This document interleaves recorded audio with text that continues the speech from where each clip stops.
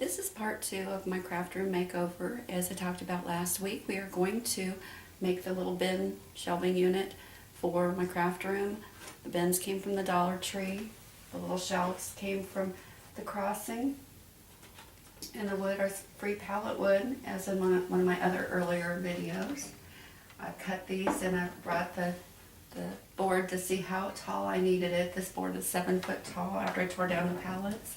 That enables me to put all 8 bins and 2 shelves and then the top on, and gives me some extra storage for things that won't fit in the bins. The piece that I painted wrong, I'm going to rip down on my table saw, and it's going to be the piece for the bottom. I had some scrap boards there from the place where I got all the pallet wood. They're not very long, but they will work perfectly for the shelves. They just need to be trimmed down a little bit. They're just a little bit too long. I'm going to cut 2 for the inside of the shelving unit and 1 for the top. 1 will be on the bottom and 1 will be somewhere in the middle to help stabilize the shelving unit. I'm going to get them primed and painted, and I will show you as I go along. Well, I got started on priming the boards.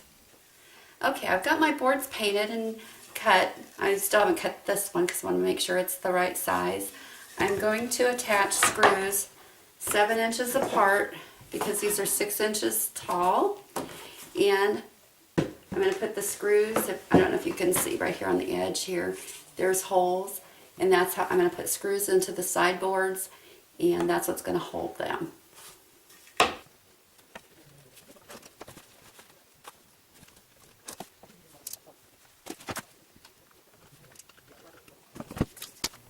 Okay, I have a correction.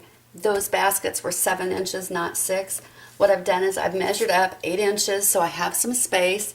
I'm going to pre-drill my holes every 8 inches so that I don't split the wood with the screws in it.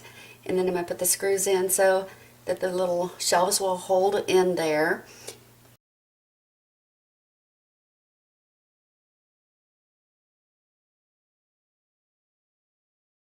I've got the upper level done on my bookshelf. The whole shelving unit cost me $24 for the bifold doors. I think it was 23 or 24, and paint. The wood was all free.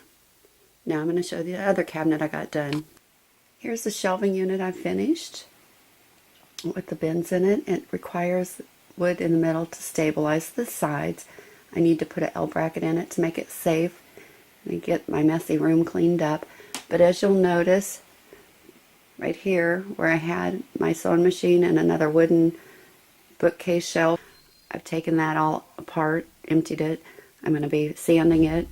It's a very nice unit. I realized when I took it apart inside the Dorset Ethan Allen, so it's very well made. And this is the conclusion of part 2.